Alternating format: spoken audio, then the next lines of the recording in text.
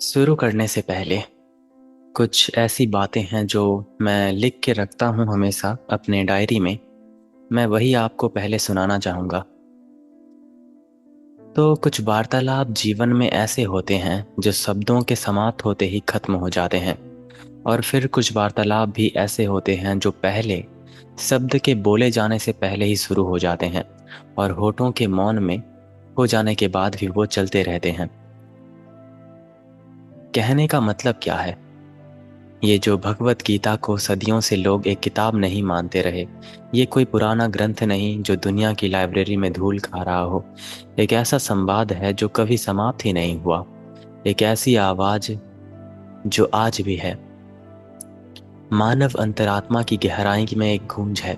एक ऐसा ज्ञान जो सरिता जो 5,000 वर्षों से बह रही है और आज भी वो प्यासी आत्माओं तक पहुंचा रही है। तो गीता का मंच किसी मंदिर में नहीं है, किसी आश्रम की शांति में नहीं है, बल्कि युद्ध भूमि की कोलाहल में है। ये किसी पीपल या बटवृक्ष की छाया में धीमे स्वर में नहीं फुसफुसाया है। ये जीवन और मृत्यु के बीच, निर्णय और विनाश के बीच गरजते हुए उच्चारित हुआ था। तो हर एक शब्दों को आपको बस समझना है, इसकी गहराई को, क्योंकि ये जो मैंने एक अलग ही तरीके से इसको एक्सप्लेन करूँगा। ये 18 चैप्टर्स, हर एक श्लोक को एक एग्जाम्पल के साथ। आई होप आप इसको समझो। और उसी क्षण जो दो रथ आमने सामने खड़े हैं, एक में समय का सबसे महान धनुर्धर है परंतु संदेह से कांपता हुआ, दूसरे में ना कोई सेना ना कोई हथियार, पर वो जिसके मुस्कान में पूरा ब्रह्मांड समाया है। गीता को संवाद कहा जाता है, पर यहाँ एक रहस्य है। ये केवल कृष्ण और अर्जुन के बीच का संवाद नहीं, ये शाश्वत और अस्थाई के बीच है, अचल और अविचल के बीच है, आपके सर्वोच्च स्व और संघर्षित स्व के बीच है। यानी कि जो मैं आमतौर पर बोलता हूँ हायर कॉन्शियसनेस और हम सभी का जो नॉर्मल कॉन्शियसनेस है, इसके बीच एक वार्तालाप है। हर बार जब आप इसे पढ़ते हैं ना, आप अर्जुन होते हैं, वो प्रश्न पूछते हुए जो आप जुबान पर नहीं ला पाते, और जो कृष्ण है ना, वो भीतर कहीं गहराई से उसका उत्तर देते हैं। हम इस कार्यक्रम को कृष्ण के साथ, ये जो शाश्वत संवाद है, the eternal conversation with Krishna, इसको यूं कहते हैं क्योंकि कुरुक्षेत्र की युद्ध भूमि में केवल हरियाणा की एक जगह नहीं, ये आपके मन का एक मैदान है। हर सुबह वहां जो दोनों सेनाएं उतरती हैं, एक और भय, भ्रम, लोभ, क्रोध, दूसरी ओर स्पष्टता, कर्तव्य, साहस और प्रेम, और इनके बीच आप खड़े होते हैं धनुष कांपता हाथों में, निश्चित नहीं कि लड़ना है या भागना है। ये संवाद शाश्वत कहलाता है क्योंकि प्रश्न कभी मरते ही नहीं। सही क्या है? मैं ऐसा कर्म कैसे करूं कि किसी उसके फल में ना उलझूं? दुनिया में रहते हुए मैं दुनिया का हिस्सा बने कैसे जीऊं? ये बार बार जो हम प्रश्न पूछते हैं कि मैं स्पिरिचुअलिटी एंड मटेरियल वर्ल्ड दोनों है ना, हमको दोनों एक साथ लेकर चलना होता है। निष्काम और कर्म, इसको मिलाना होता है हमें। तो भगवत गीता आपको उद्धार का साहस नहीं देता, ये ऐसा दावा नहीं करती कि जीवन आसान हो जाएगा। यह आपको इससे भी बड़ा सिखाता है कि अग्नि में खड़े रहना और ज्वालाओं से अछूते रहना। यही एक छोटा सा मेटाफोर है जीवन का, कि आग में खड़े होते हुए ज्वाला से कैसे अछूते रहना होता है हमको, क्योंकि ये माया लोक कहलाती है। इन 18 दिनों में हम गीता को किसी विद्वान की तरह पढ़ेंगे नहीं। हम इसमें प्रवेश करेंगे जैसे अर्जुन रथ में प्रवेश करता है। हम अपनी त्वचा पर कुरुक्षेत्र की धूल महसूस करेंगे, उन हाथों की थरथराहट महसूस करेंगे जो साम्राज्य का भाग्य तय करने वाला है, और वो मौन अनुभव करेंगे जब कृष्ण बोलने से पहले का क्षण आता है। और जब कृष्ण बोलेंगे तब वो 5,000 वर्ष पुरानी आवाज नहीं होगी, वो यही अभी की आवाज होगी, आपके अस्तित्व के सबसे गहरे कोने से।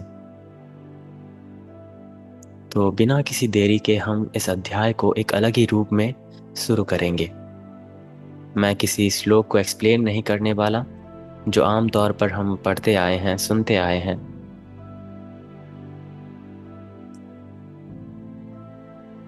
जब मैं इसको लिखा हुआ ये लिखावट पढ़ना शुरू करूंगा, जो मैंने अपने हिसाब से इसको तैयार किया है, तब आप समझ जाओगे कि भगवत गीता आखिर किस तरीके से एक्सप्लेन किया गया है यहाँ पे।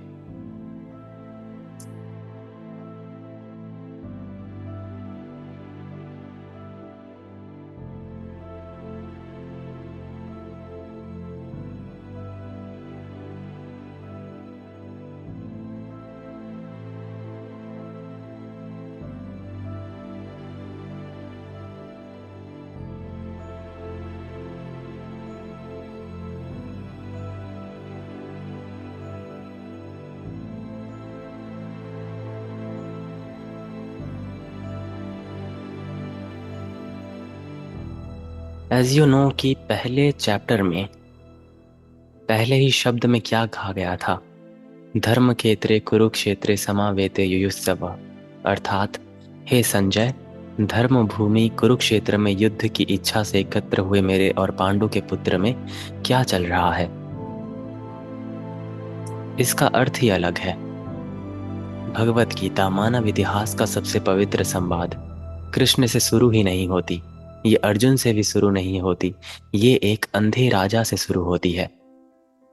इस ग्रंथ की पहली सांस न आशीर्वाद है न प्रार्थना, बल्कि एक प्रश्न है, और जो पहला शब्द उसके मुख से निकलता है वो है धर्म। इसकी गहराई को आप एहसास कीजिए। एक ऐसा ग्रंथ जो प्रश्न से शुरू होता है और बिना उत्तर के खत्म होता है। मतलब एक आखिर में क्या बोलते हैं कृष्ण अर्जुन को आखिरी अध्याय में? बस यही है कि जब जो जो मैंने तुमको प्रदान किया वो सब कुछ भूल जाओ, एक ऐसे बालक की तरह मेरे पास आओ जो कुछ भी नहीं जानता। ये तो रही आखिरी अध्याय की बात, लेकिन हम पहली अध्याय की बात कर रहे हैं, जो शुरू होती है एक प्रश्न से, वो भी एक अंधे राजा के मुख से कि धर्म क्षेत्र में क्या हुआ। पहला शब्द ही धर्म है। धृतराष्ट्र ने जीवन भर धर्म से अपनी आंखें मूंदी। उन्होंने उस समय मौन साध लिया जब द्रौपदी का राजसभा में अपमान हुआ। उन्होंने मुंह फेर लिया जब दुर्योधन ने पासे के खेल में पांडवों का छल किया। उन्होंने हर बार न्याय से अधिक रक्त संबंधों को चुना। और फिर भी गीता के मंच पर जब पर्दा उठता है, उसके होठों से निकलता है पहला शब्द धर्म। ये वैसा ही है जैसे कोई व्यक्ति जिसने बरसों तक नदी में जहर घोला हो अचानक पूछे, बताओ क्या आज पानी शुद्ध है?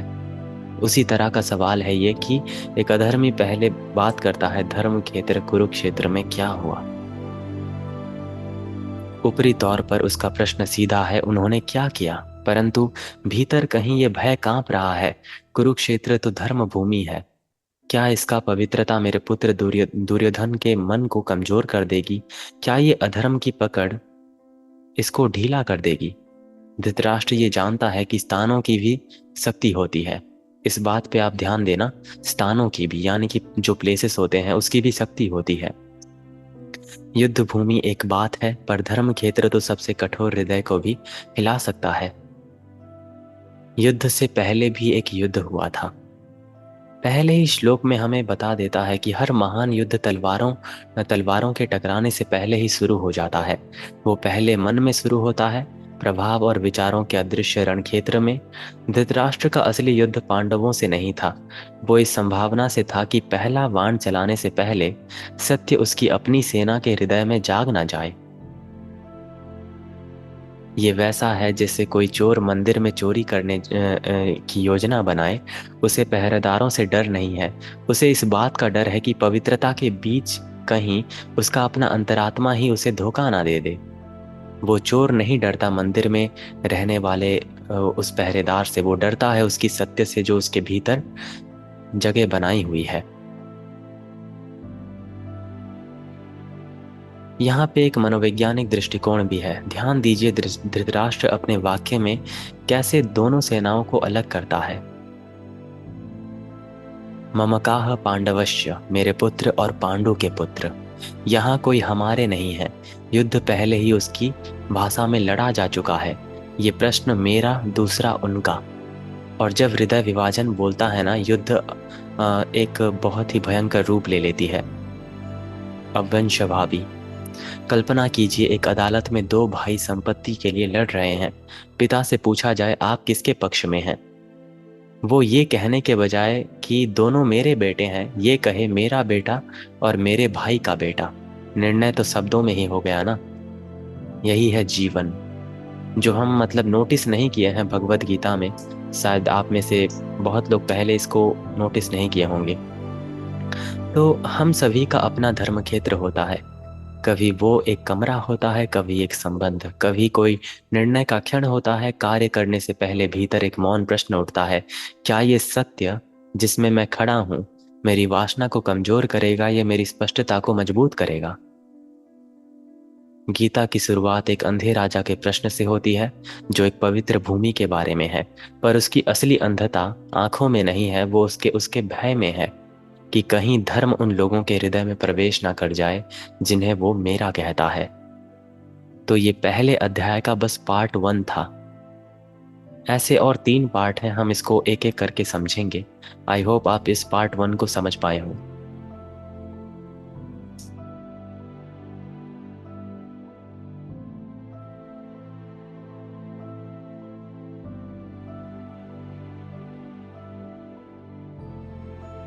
तो चलिए अब हम पार्ट 2 की ओर जाते हैं।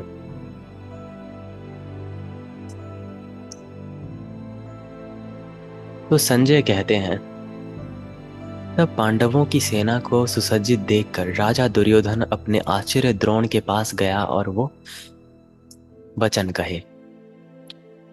तो प्रारंभिक चित्र में यहाँ पे युद्ध भूमि में दुर्योधन सबसे पहला क्या करता है? धनुष नहीं उठाता, वो उठाता है अपने शब्दों को। पहले बाण चलाने से पहले वो सबसे तीखा हथियार चलाता है अपनी जुबान को, शब्दों की ताकत।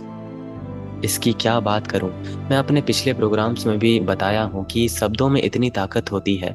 आप तो देखे ही होंगे आज के ज़माने में अगर हम किसी अपनों को, अपने किसी करीब को अगर हम तीखे वचन कह दें तो वो आत्महत्या तक कर सकता है। तो इससे ये साबित होता है कि किसी भी मटेरियल हथियार से पहले शब्द ऐसे होते हैं जो किसी की मृत्यु का कारण भी बन सकते हैं। तो यही करता है दुर्योधन, अपनी जुबान को हथियार के रूप में प्रस्तुत करता है। श्लोक की शुरुआत होती है दृष्टा से, यानी कि देखकर। दुर्योधन की आंख पांडव सेना को परखती है और उसे केवल योद्धा नहीं दिखते, उसे दिखाई देता है रणनीति, अनुशासन और आत्मविश्वास। ये उसे हिला देता है अपने अंदर से। उसे पता है ये वही बिखरे हुए लोग नहीं हैं जो वनवास गए थे, ये वो योद्धा हैं जो परीक्षण लेकर, योजना बनाकर, पहले से कहीं अधिक नुकीले नुकीले नुकीले हथियार लेकर मतलब खड़े हैं अपने अंदर।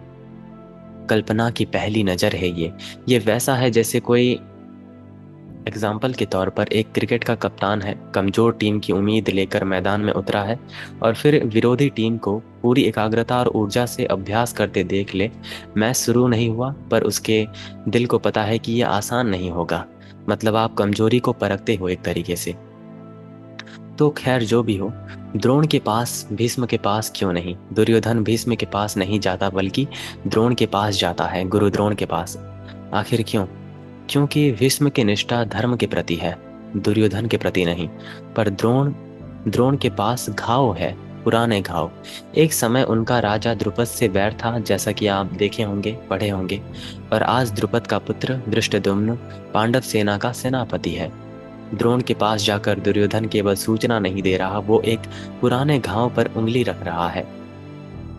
उसके शब्दों के भीतर एक संदेश छुपा है, गुरु देखिए, आपकी नरमी का नतीजा। आपने उसी को प्रशिक्षित दिया, मतलब परीक्षण दिया, जो आज हमारे शत्रुओं का नेतृत्व कर रहा है। आप वही गलती दोबारा मत कीजिए। ये खुला अपमान नहीं है, ये एक मनोवैज्ञानिक सुई है जो अपराध बोझ से वफादारी जागने के लिए चुभाई गई है। शतरंज का माहिर खिलाड़ी केवल मोहरे नहीं चलाता, वो विरोधी के कान में फुसफुसाता है, तुम्हारी रानी अभी जाने वाली है शतरंज के खेल में, चाहे वो सच हो या नहीं। ये सोच ही विरोधी को धीमा, सतर्क और अनिश्चित बना देता है। सोच ही सब कुछ होता है। अभी तक रक्त की एक बूंद नहीं गिरी, पर मनोबल बन रहा है या टूट रहा है, हम ये दोनों पक्ष किसे नहीं जानते। दुर्योधन का असली उद्देश्य द्रोण को सूचित करना नहीं है, बल्कि युद्ध शुरू होने से पहले उनके मन में एक प्रश्न पकाना है उनके मन में, क्योंकि वो जानता है ध्यान भटका तीर निशाने से चूक जाता है, द्वंद्व में फंसा सेनापति युद्ध हार जाता है। महान सेनापति केवल सैनिकों का नेतृत्व नहीं करता, वे भावनाओं का नेतृत्व करता है। कभी कभी पहली जीत आपके पास खड़े लोगों के हृदय में, धड़कन में होती है। अपने जीवन के बारे में सोचिए। आपने बड़े युद्ध से पहले परीक्षा, व्यापार, निर्णय, क्या आप भीतर की स्पष्टता के साथ मैदान में उतरे थे या फिर उतरे हैं, या किसी के शब्द आपके मन में संदेह का एक बीज उत्पन्न करते हैं? पर्सनली ऐसे भी लोग होते हैं जो कहीं ना कहीं हमारे अंदर कुछ नहीं का एक डर का भाव पैदा कर देते हैं बहुत पहले, लेकिन जब आप उस रास्ते में कदम रखते हो, धीरे धीरे आगे बढ़ते हो, तब आपको ये एहसास होता है कि हाँ, मुझे ये करना चाहिए था, या फिर मुझे ये करके कुछ भी नुकसान नहीं पहुंचा। तो पहले बाण के छोड़े जाने से पहले, पहले घोड़े के दौड़ने से पहले, युद्ध पहले से ही चल रहा है, नजरों में, फुसफुसाहटों में और सावधानी से चुने गए शब्दों में। क्योंकि युद्ध तो रण से शुरू होने से पहले हमारे मन में शुरू होता है। तो यही था पार्ट 2। चैप्टर 1 के पार्ट 1 में हमने जाना हमारे अंधे राजा आखिर कैसे धर्म का उपयोग करते हैं। पार्ट 2 में हमने जाना कि कैसे शब्दों की ताकत से यहाँ पे भटकाया जा रहा है। अब हम चलते हैं पार्ट 3 की ओर।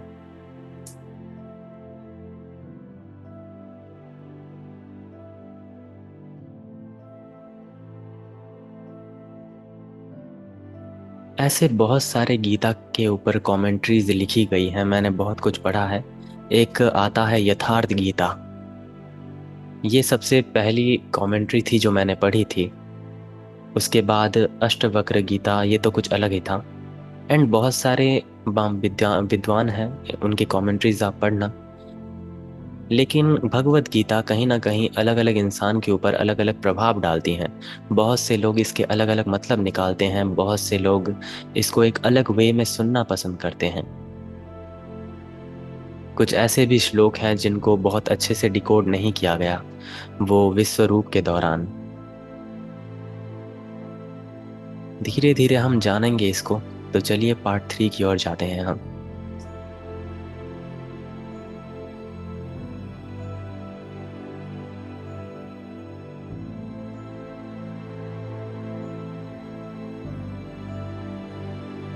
तो यहाँ पे शुरू होता है सिंहनाद और शंखों का महागान।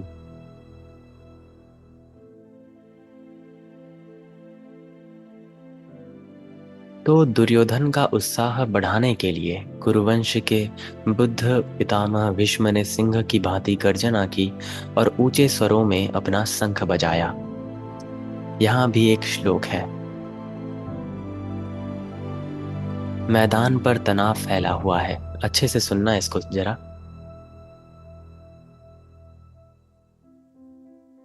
मैदान पर तनाव फैला हुआ है, दुर्योधन के शब्द निकल चुके हैं, द्रोण ने उन्हें सुन लिया है, और फिर भीष्म ने निश्चय किया अब शब्द काफी हो गए।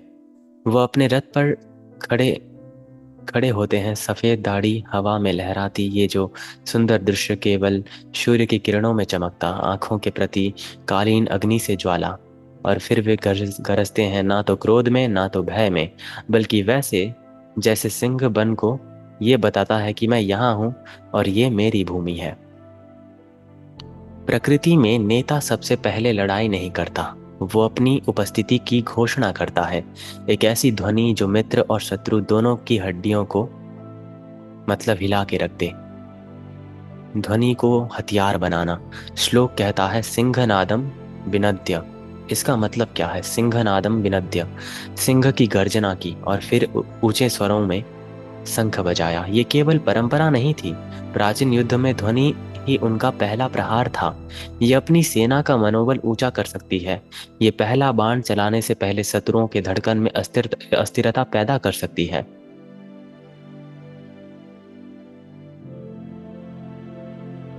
एक बहुत ही अच्छा रूपक यानी कि मेटाफोर मैंने सुना था कहीं पे।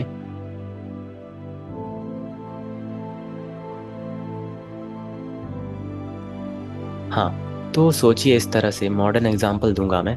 कोई खेल टीम मैदान मैदान पे उतर रही है और चारों ओर से दर्शक का जो गगनभेदी जय घोष है, मतलब जो दर्शक यानी कि ऑडियंस मौजूद होते हैं एक स्टेडियम में, वो कैसे मतलब आवाज करते हैं। ये केवल शोर नहीं है, ये अधिकार की घोषणा है। ये कहता है कि ये मैदान हमारा है। भीष्म ने सिंहनाद के बाद अगले श्लोकों में मतलब कहा गया है कि कौरव सेना के हर योद्धा ने शंख बजाया, नगाड़े बजाए, हथियार लहराए। वायु स्वयं उस ध्वनि से भरी हो गई। पर संजय धृतराष्ट्र से एक विशेष बात कहते हैं। जब पांडवों ने अपने शंख बजाए, उस ध्वनि ने धृतराष्ट्र के पुत्रों को हृदय में मतलब एक भय का निर्माण किया। सघो से धृतराष्ट्राण हृदयानि यदारथ, यानी कि एक ऐसा भय उनके चित्त में उमड़ा जो कभी नहीं दिखा गया था, क्योंकि पांडवों के शंख दिव्य थे।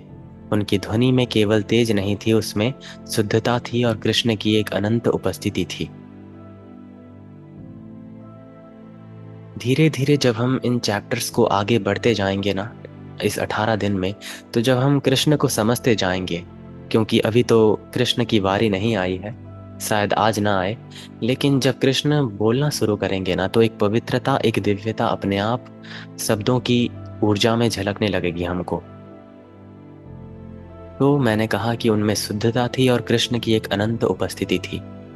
सैनिक की चीख संत से ऊंची हो सकती है, पर संत का एक शुद्ध स्वर अधिक आत्माओं को हिला देगा।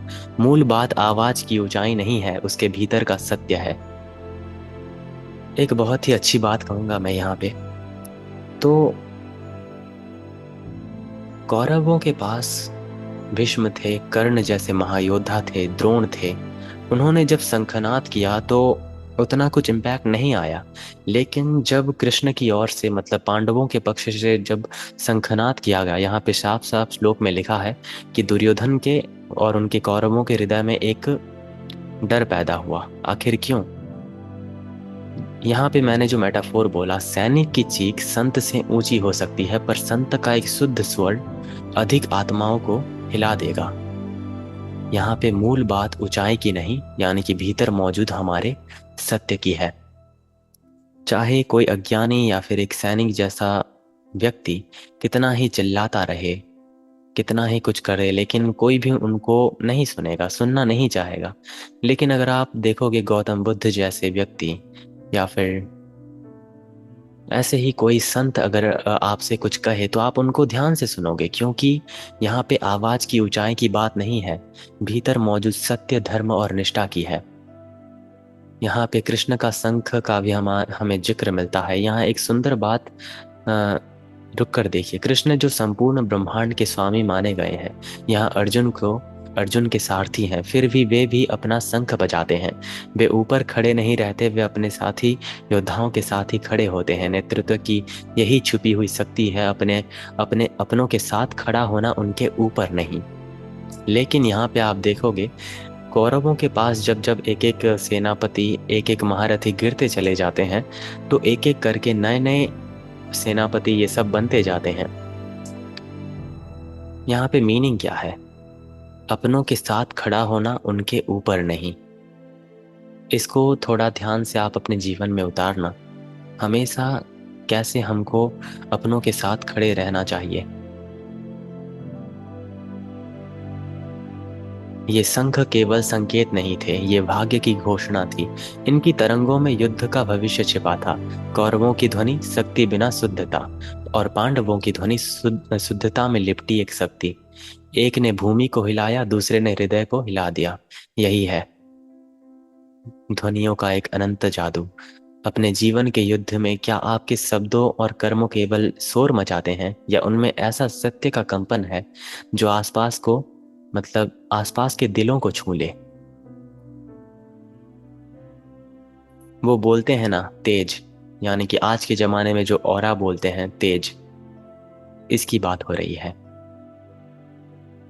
तो इस पार्ट 3 में युद्ध अभी तक शुरू नहीं हुआ, पर मैदान में पहले ही दावा किया जा चुका है। भीष्म का सिंहनाद कौरवों की भूमि की पहचान बन गया। कृष्ण के दिव्य संग उस क्षण की आत्मा में पांडवों का ध्वज गाड़ गया, और इन दोनों ध्वनियों के बीच अर्जुन का हृदय धीरे धीरे विचलित होना शुरू हो गया है, तैयार उस सबसे मानवीय संकट के लिए जो हमारी अगली यात्रा में सामने आएगा।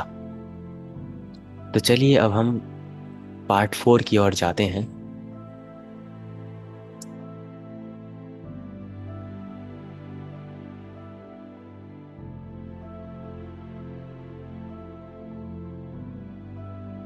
The chariot between two world's.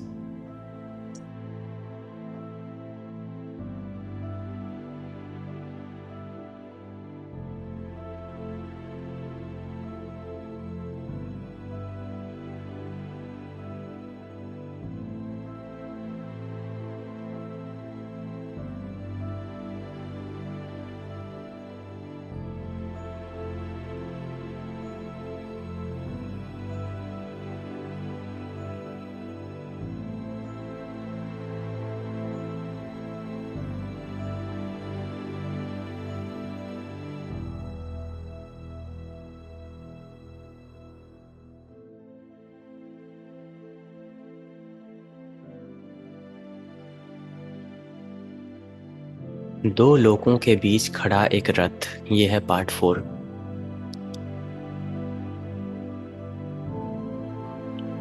Krishna को अच्युत कहा जाता है। हे अच्युत, मेरा रथ दोनों सेनाओं के बीच में खड़ा कर दीजिए। बस यही काफी होता है। उसके बाद के उस अध्याय की शुरुआत में जहां पे अनंत ज्ञान कृष्ण प्रदान करते हैं अर्जुन को, शंखों की गूंज थम जाती है। प्रारंभिक घोष की धूल अभी भी हवा में तैर रही होती है, और तब अर्जुन बोलते हैं। वो ये नहीं कहते मुझे आगे ले चलो, वो ये नहीं कहते आक्रमण करो, वो कहते हैं मुझे बीच में खड़ा कर दो। ये केवल एक भौतिक स्थिति नहीं, ये एक आध्यात्मिक स्थिति भी है। आगे आप इसको जानोगे। बीच का प्रतीक। दो सेनाओं के बीच, प्रेम और कर्तव्य के बीच, विजय और हानि के बीच, पुरानी निष्ठाओं और वर्तमान जिम्मेदारियों के बीच अर्जुन स्वयं को उस स्थिर बिंदु पर रखते हैं। संस्कृत में मध्य का अर्थ अनिर्णय का स्थान नहीं है, ये पूर्ण दृष्टि का स्थान है। जब आप बीच में होते हैं, कुछ भी आपके आंखों से नहीं छिपता। तूफान की आंख। चक्रवात के बीच में एक आंख होती है, एक अजीब शांत स्थान जिसमें चारों ओर गर्जन करते तूफान होते हैं। वहां खड़ा होना, अराजकता को देखना, पर अभी तक उसमें फट जाना नहीं है। अर्जुन दोनों प्रश्नों को क्यों देखना चाहता है, मतलब दोनों पक्षों को, और उसके मन में दोनों प्रश्न उठते हैं। शत्रु की ताकत को परखने के लिए नहीं, वे उनके योद्धाओं को पहले से जानते हैं। वे उसके सत्य को सामना करना चाहते हैं जो अब घटने वाला है। हम जानते हैं कि मृत्यु होती है, पर जब हम किसी अपने के निर्जीव चेहरे को देखते हैं ना, तो वो ज्ञान कहीं अधिक भारी हो जाती है।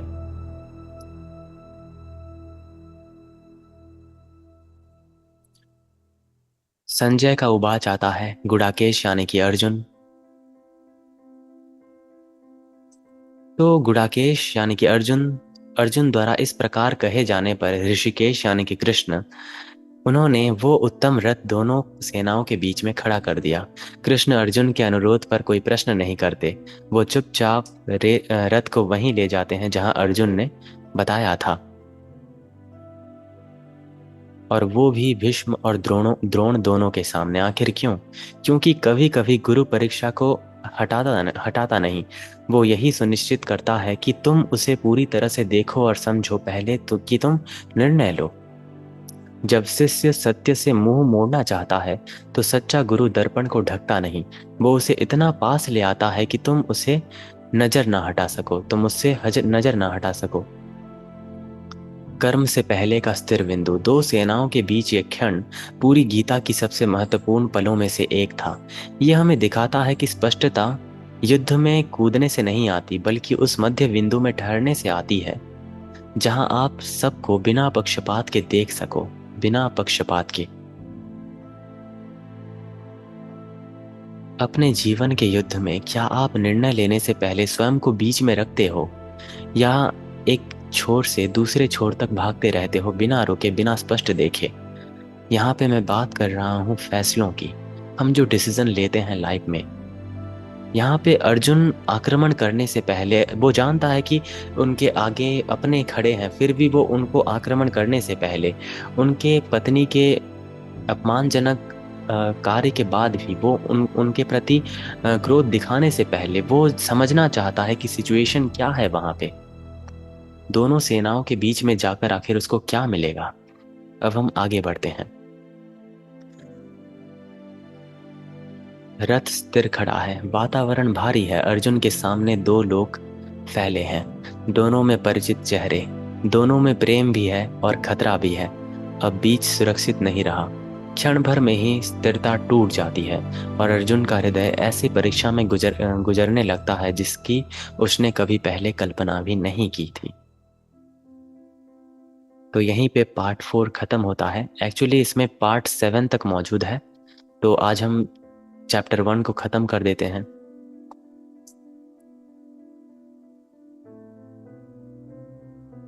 तो चलिए पार्ट 5 की ओर जाते हैं।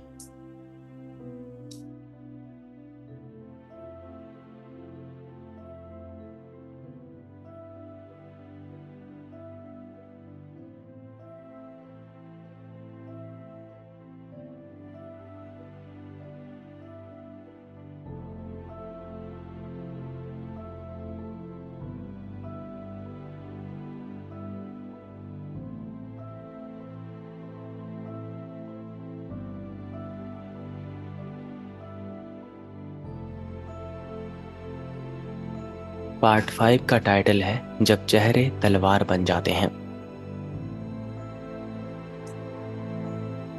जैसा कि आप जानते हो कि वहां अर्जुन ने खड़े होते हुए देखा पितामह भीष्म, आचार्य, मामा, भाई, पुत्र, पौत्र, मित्र जो भी हैं, वो अपने ही परिजनों को देखते हैं, अपने ही फैमिली के लोगों को देखते हैं।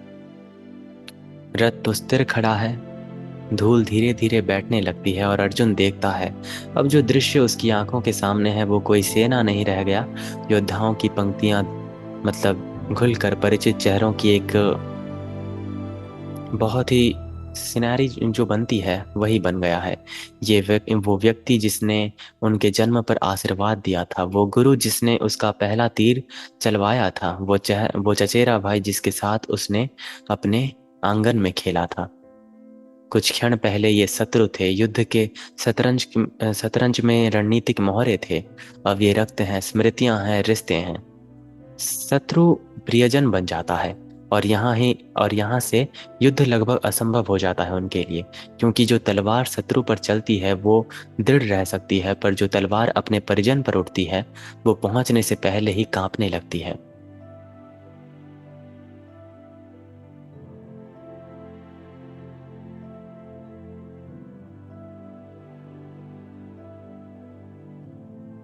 एक बहुत ही अच्छा एग्जाम्पल है यहाँ पे। एक सर्जन है ना, बिना हिचकिचाहट के अजनबी पर चाकू चला सकता है, यानी कि चाकू चलाने का मतलब जो सर्जरी करता है वो कर सकता है बिना हिचकिचाहट के। लेकिन उसके ऑपरेशन टेबल पे अगर उसका बच्चा हो तो चाकू पकड़ने वाला हाथ पूरी दुनिया से भारी लगने लगता है। बस यही है वो स्थिति। सभी बिंदुओं को पंक्ति बिंदु देखकर अर्जुन अत्याधिक करुणा और विषाद से भरकर बेचैन होने लगता है। इसीलिए इस अध्याय का नाम है अर्जुन विषाद योग।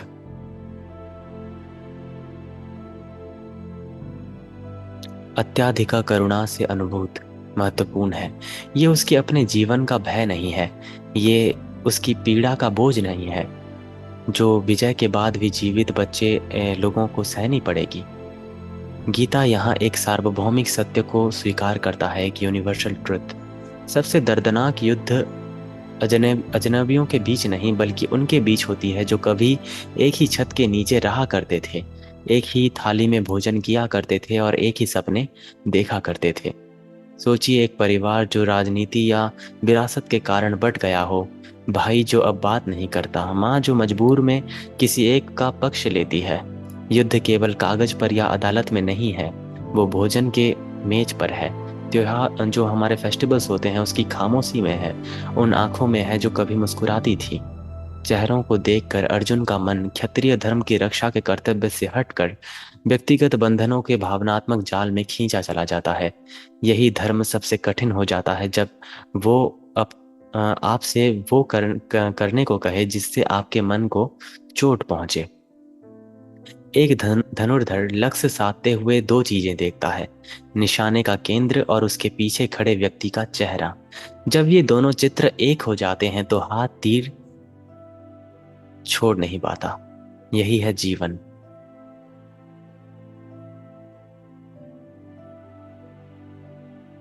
क्या आपके जीवन में भी कभी ऐसा क्षण आया जब सही काम करना मतलब या किसी अपने को चोट पहुंचाना, उस समय अपने धनुष कैसे थामा था? मतलब धनुष मतलब यहाँ पे मीनिंग अलग है इसका। क्या आपने तीर छोड़ा या धनुष नीचे कर दिया? ये मैटर करता है हमारे जीवन में। बीच के मैदान का सन्नाटा अब शंखों से नहीं, अर्जुन के दिल की धड़कन से टूटा है। वो योद्धा जो बिना पलक झपकाते हुए पूरी सेनाओं का सामना कर सकता है, वो अपने ही संबंधियों को देखना कठिन पा रहा है। चेहरे तलवार बन गए, हर एक उसकी दृढ़ता को काट रहा है किसी भी युद्ध के शुरू होने से पहले। यहीं पे समाप्त होता है पार्ट 5।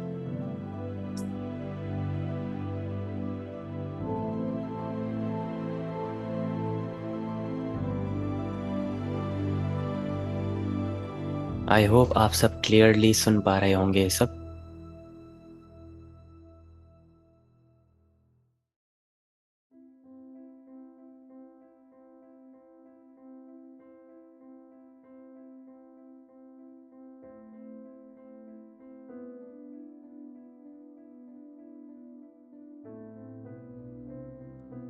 अब सवाल शुरू होता है कृष्ण के साथ। पार्ट 6 में कर्तव्य का बोझ बनाम हृदय का बोझ। कर्तव्य या हृदय? अर्जुन बोलते हैं, हे कृष्ण,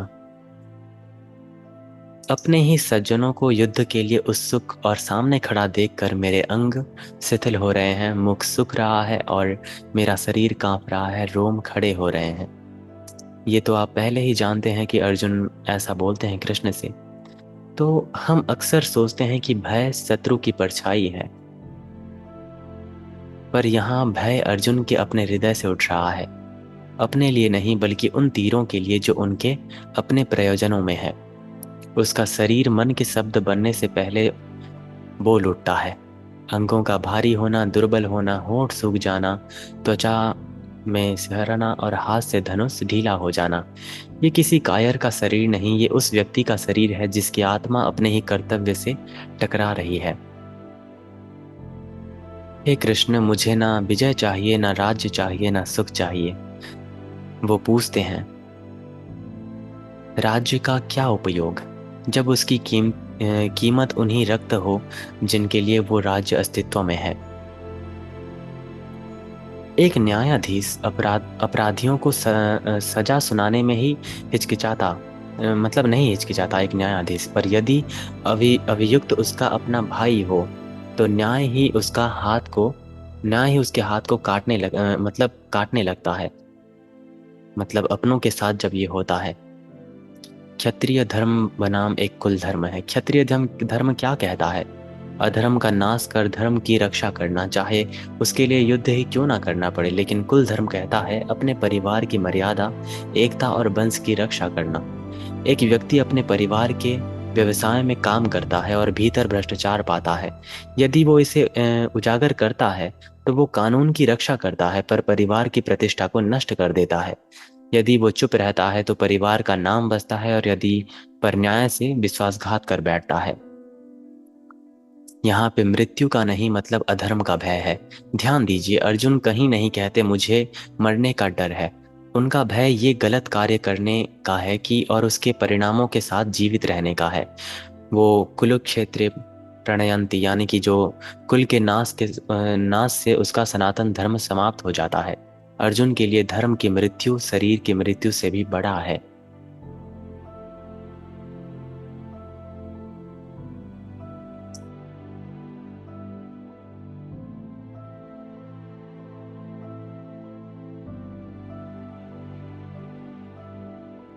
यहाँ पे अर्जुन आगे कहते हैं, हे जनार्दन, मैंने विद्वानों से सुना है कि जो लोग कुल धर्म का नाश करते हैं उनका निवास सदा नरक में होता है। इस संकट की तपिश में मैं भी मतलब अर्जुन ऋषियों के वचनों को याद करते हैं।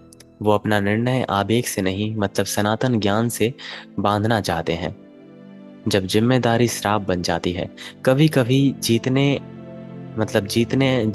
आप जिम्मेदार होते हैं ना, आपके निर्णय उतने ही भारी हो जाते हैं। जिम्मेदारी केवल युद्ध करने का साहस नहीं मांगती, बल्कि उसके परिणामों के साथ जीने का भी है। अपने जीवन के उस समय को याद कीजिए जब हर रास्ते में हानि थी, जब आगे के दोनों मार्ग किसी न किसी पवित्र चीजों को तोड़ते थे। उस समय आपको क्या मार्गदर्शन मिलता था? भय, प्रेम या कोई उच्च सिद्धांत? यहाँ अर्जुन पीछे नहीं हट रहे, वे एक नैतिक भूकंप के केंद्र में खड़े हैं। बाहर का युद्ध अभी शुरू नहीं हुआ, पर भीतर दो धर्मों की सेनाएं भिड़ रही हैं और कोई भी दूसरे को नष्ट किए बिना नहीं जीत सकती। शायद अभी कृष्ण की बात शुरू होगी। तो अब हम चलते हैं इस चैप्टर के आखिरी पार्ट में, पार्ट 7 की ओर।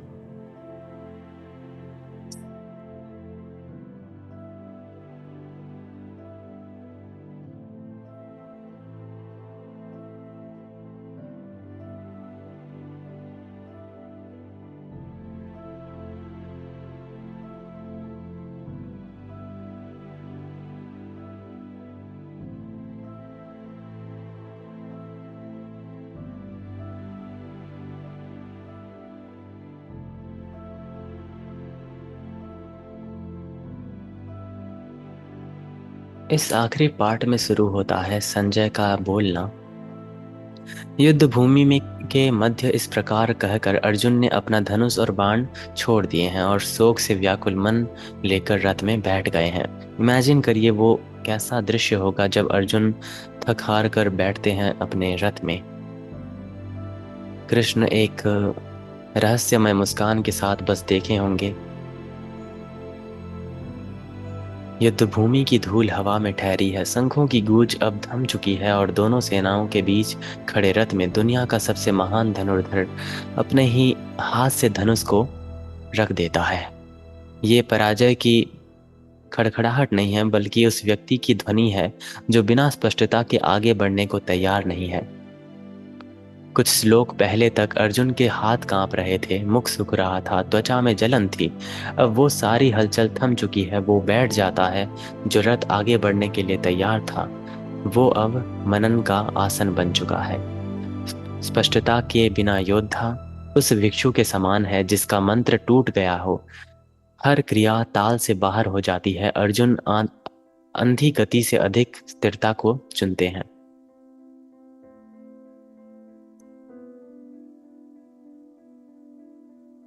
आखिर ये कायरता क्यों नहीं कहलाया जा सकता? अनदेखी नजरों में अर्जुन का ये कर्म कमजोरी लग सकता है, पर सत्य ये है, कायर युद्ध से भागता नहीं और लौटता नहीं। अर्जुन युद्ध के केंद्र में खतरे से घिरे खुले मन को स्वीकार करते हैं। मुझे नहीं पता आखिर क्या करना चाहिए। ये भागना नहीं, ये रुकना नहीं, जब तक सत्य ना आ जाए। सत्य, कृष्ण रूपी सत्य। मानव इतिहास के हर बड़े परिवर्तन की शुरुआत एक विराम से होती है। ये बहुत अच्छा एग्जाम्पल है। आप सब इसको ध्यान से सुनना और हमेशा के लिए याद रखना। बुद्ध बोधि वृक्ष के नीचे अचल बैठे बैठे रहे जब तक ज्ञान प्रकट नहीं हुआ।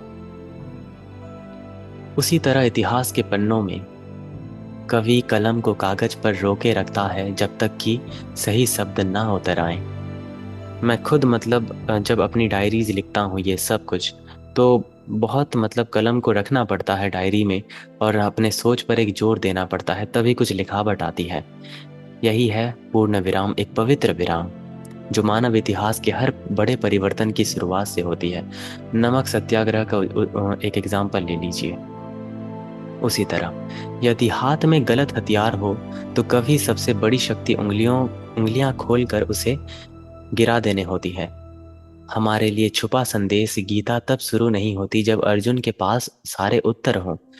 वो तब शुरू होती है जब वो खाली हो जाता है पूरी तरीके से। मतलब कृष्ण चाहते तो पहले से ही उसको समझा सकते थे, लेकिन वो चाहते थे कि अर्जुन अंदर से पूरी तरह से खाली हो जाए। कृष्ण तभी बोलते हैं जब अर्जुन का अपना शोर शांत हो जाता है। अर्जुन का ये आत्मसमर्पण शत्रु के सामने नहीं पर सत्य के सामने था, कृष्ण रूपी सत्य के सामने। ये इस भ्रम का त्याग है कि वो पहले से जानता है कि क्या करना चाहिए। यही विनम्रता अगले अध्याय में कृष्ण की वाणी के द्वारा खोलती है। आखिरी बार आपने कब अपना धनुष अपने योजनाओं, रणनीतियों और बचाव नीचे रखकर बस स्थिर बैठना चुना था? क्या उस स्थिरता ने आपको कमजोर किया या मजबूत किया?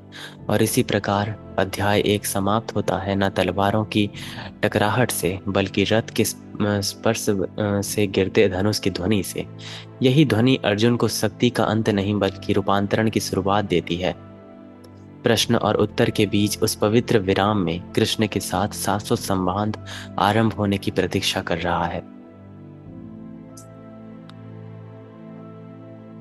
तो यहीं पे हमारा अध्याय 1 अंत होता है, जहाँ पे कृष्ण अभी तक नहीं बोले, लेकिन चैप्टर 2 में शुरू होगा हमारा असली ज्ञान।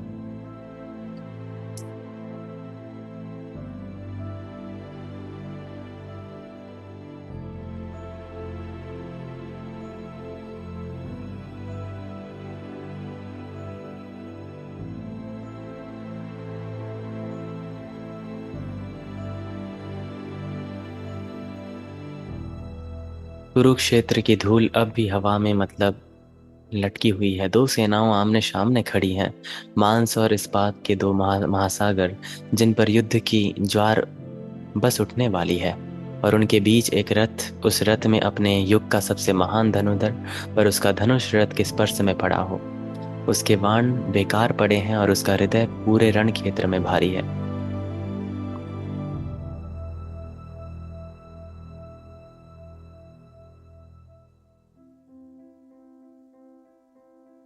कल शाश्वत का उत्तर क्षणभंगुर को मिलेगा, पर आज की रात हम अर्जुन के मौन में छोड़ेंगे, ऐसे मौन में जो पराजय नहीं बल्कि उस उपजाऊ मिट्टी में है जिसमें ज्ञान का बीज अंकुरित होगा।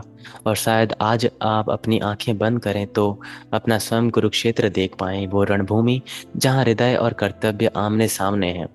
और उस पवित्र ठहराव में आप भी एक आवाज सुन पाएं जो प्रतीक्षा कर रही है, ठीक वैसे ही जैसे कृष्ण प्रतीक्षा कर रहे हैं बोलने के लिए, एक शाश्वत संवाद जो अभी तक बोला नहीं गया। आई होप आप इसको समझ पाए हों एंड आज आपका यहाँ आना मतलब कार्यकारी रहा होगा।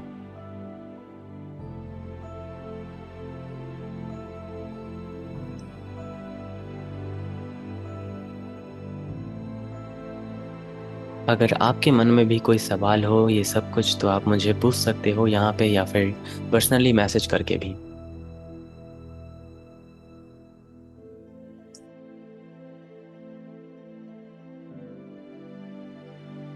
और इसकी रिकॉर्डिंग भी आपको मिलती रहेगी जो लोग मतलब ज्वाइन नहीं कर पाए हैं।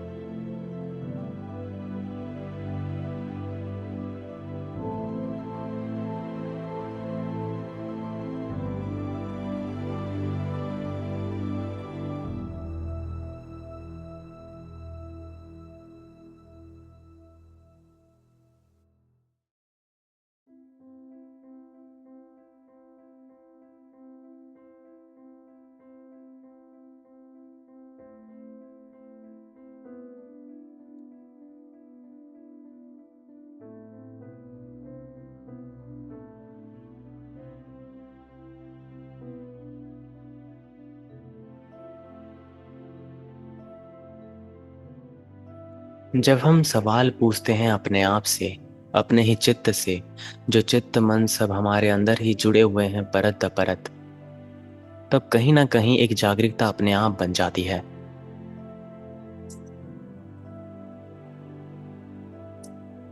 धर्म को हम अभी तक अच्छे से समझ नहीं पाए हैं कि आखिर धर्म क्या है, क्योंकि हम एक डुअलिटी में जी रहे हैं, एक द्वैतवाद में, जहां पर सब कुछ दो है।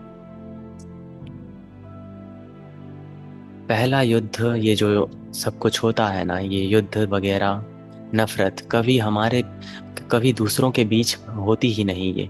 ये हमारे अंदर मौजूद जो काम वासनाएं हैं, लगाव हैं, डाउट्स हैं, ये सब कुछ हमारे अंदर ही है।